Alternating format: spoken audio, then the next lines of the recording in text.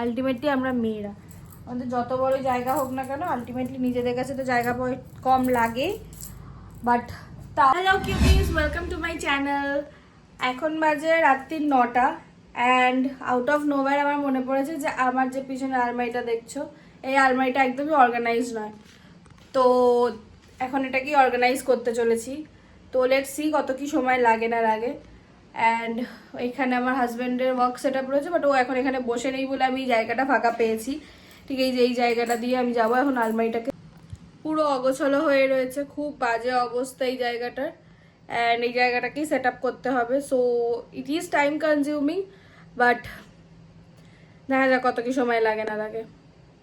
খালি দেখেই মনে হয় যে আমার কাছে জামা কাপড় নেই। বাইরে বেরোনোর সময়, কোথাও যাওয়ার সময় তখন মনে পড়ে যে জামা কাপড় নেই। বাট এই হচ্ছে কন্ডিশনটা, আমি জাস্ট দেখাচ্ছি। প্রচুর জামা কাপড়, এগুলো শুধু এখানে। আমার মায়ের বাড়িতে আমার আরও এর 4 ডবল রয়েছে, but still I feel like যে আমার কাছে জামা কাপড় নেই। ও আমি মাঝখানে একটুখানি চায় ব্রেকেও চলে এসেছিলাম, কারণ this is the ultimate motivation.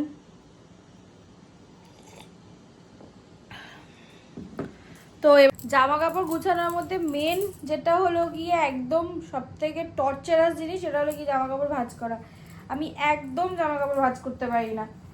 মানে এটা জাস্ট আমার কাছে একটা এই 3 ফোল্ড, বাস ইটস ডান। এইটুকুই আমার দ্বারা জামা কাপড় ভাঁজ করা হয় ভাই, এর থেকে বেশি আর হয় না। বাট হাউ টু রিয়েলাইজ, মানে এই জিনিসটা কীভাবে আমার মাকে বোঝাবো। সে ভাবে যে আমি ফাঁকিবাজি করি, বাট ভাই সত্যিকারের পারি না। আর এই যে এই জামাটা ঘরে পরার, সুতরাং এই জামাটা এক জায়গায়। এই জিনিসটা আর একটা ডিফিকাল্ট থিং, যেটা আমার মনে হয় আমরা ফেস করে থাকি, মানে ভেরি ডিফিকাল্ট। মেয়েদের জীবনে যত বড়ই তুমি আলমারি দিয়ে দাও না কেন, জায়গা তো কম পড়বেই বস। আলটিমেটলি আমরা মেয়েরা, আমাদের যত বড় জায়গা হোক না কেন, আলটিমেটলি নিজেদের কাছে তো জায়গা কম লাগে। বাট তাও ওইভাবেই আর কি আমরা মানিয়ে নিই। বাট স্টিল আমরা এইটুকু জায়গা দিলে এইটুকু জায়গার মধ্যেই কিন্তু রেখে দিই। বাট তাও যত বড়ই জায়গা দাও, আমাদের কাছে শর্ট পড়বেই পড়বে। আমার হাতে এখন ড্রেসগুলো রয়েছে, আগে তো ড্রেসগুলোকে সর্ট আউট করি, তারপরে বাকি।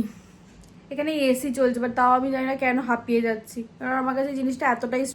ব্যাস দেন এক এক করে সব কটা জামা কাপড় আস্তে আস্তে গুছিয়ে নিচ্ছিলাম, কারণ অনেকগুলোই জামা কাপড় ছিল। তো এইভাবেই করতে করতে টাইম লেগে গেছিলো, প্রায় 10-15 মিনিট আরও এক্সট্রা লেগেছিলো। বিকজ এখানে এতগুলো জামা কাপড় ছিল, সব এক এক করে রাখে, তাই না আবার পরেরগুলো ধরে ধরে করে অনেক টাইম হয়ে গেছে। এখানে আমি আমার কট সেটসগুলো রেখেছি, আর এখানে হলো গিয়ে আমার নর্মাল রেগুলার যে কটন প্যান্টস কুর্তিস বগেরা যে হয়, সেগুলো পরপর লেয়ার্ড আপ আছে। এখানে আছে টপস অ্যান্ড ড্রেসেসগুলো রয়েছে নিচে। ব্যাস হয়ে গেছে। বেশিক্ষণ লাগলো না, 15-20 মিনিটই লেগেছে, বাট সেটাও আমার কাছে অনেক। যদি ভিডিওটা ভালো লেগে থাকে তো like, share and subscribe to my channel. দেখা হচ্ছে শিগগিরই পরের ভিডিওতে। টাটা।